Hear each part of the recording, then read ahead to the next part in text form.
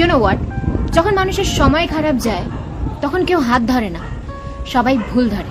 সময় আর বুদ্ধি না কখনো একসাথে আসে না। সময় থাকতে থাকতে কখনো বুদ্ধি আসে না, আর যখন বুদ্ধি আসে তখন সময় থাকে না। আর যাদের এই দুটো একসাথে আসে তারা খুবই লাকি।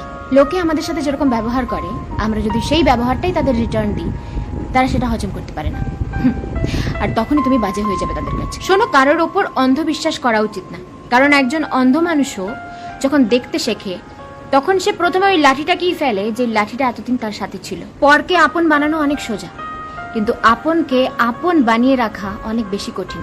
ধার সবসময় বুঝে শুনে দেওয়া উচিত, কারণ যে ধার চায় সে মাত্র একবারই চায়, কিন্তু যে ধার দেয় তাকে বারবার চাইতে হয়। যতক্ষণ চুপ থাকবে লোকে বোকা ভাববে, যেই মুখ খুলবে লোকে সহ্য হবে না। তুমি ঠিক, এটা তোমার আত্মবিশ্বাস, কিন্তু শুধু তুমিই ঠিক বাকি সবাই ভুল, এটা তোমার ভুল, তোমার অহংকার। যেই পরিবারে সবাই একে অপরের হাত ধরে থাকে তাকে কখনো অন্য কারোর পা ধরতে হয় না। বয়স বাড়ার মধ্যে না একটা আলাদাই ব্যাপার রয়েছে, বুঝলে?